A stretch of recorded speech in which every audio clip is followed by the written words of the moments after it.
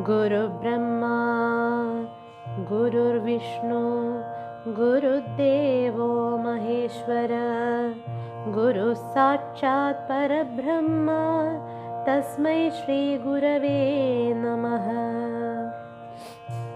दशकं 59 वेणुगानं।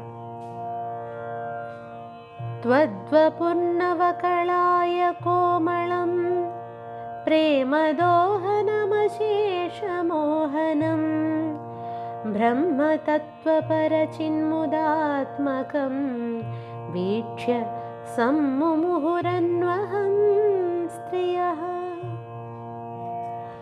मन्मथोन्मथितमानसाः क्रमात्त्वद्विलोकनरतास्ततस्ततः गोपिकास्तव न सेहिरे हरे काननोपगतिमप्यहर्मुखे निर्गते भवति दत्तदृष्टयस्त्वद्गतेन मनसा मृगेक्षणा वेणुनादमुपकर्ण्य दूरदस्त्वदिलासकथयाभिरेमिरे काननान्दमितवान् भवानपि स्निग्धपादपतले मनोरमे व्यत्ययाकलितपादमास्थित प्रत्यपूरयत वेणुनाळिकाम् मारबाणधुतखेजरीकुलं नर्विकारपशुपक्षिमण्डलं द्रावणं च दृशदामपि प्रभो तावकं व्यजनि वेणुकूजितम् वेणुरन्ध्रतरलाङ्गुलीदलं ताळसञ्जलितपादपल्लवम् तत्स्थितं तव परोक्षमप्यहो संविचिन्त्य मुमुहुर्व्रजाङ्गनाः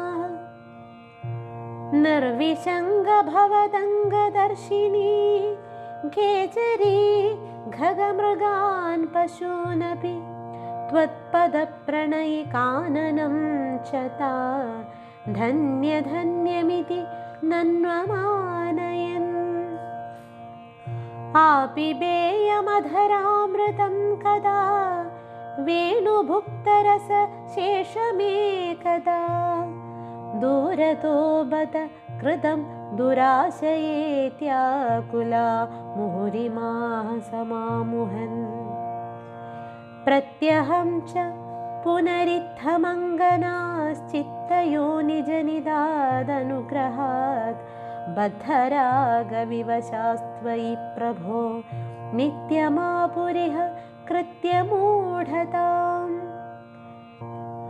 रागस्तावज्जायते हि स्वभावान्मोक्षोपायो यत्नतः स्यान्न वा स्यात् तासां त्वेगं तद्वयं लब्धमासीत् भाग्यं भाग्यं पाहि मां मारुतेश।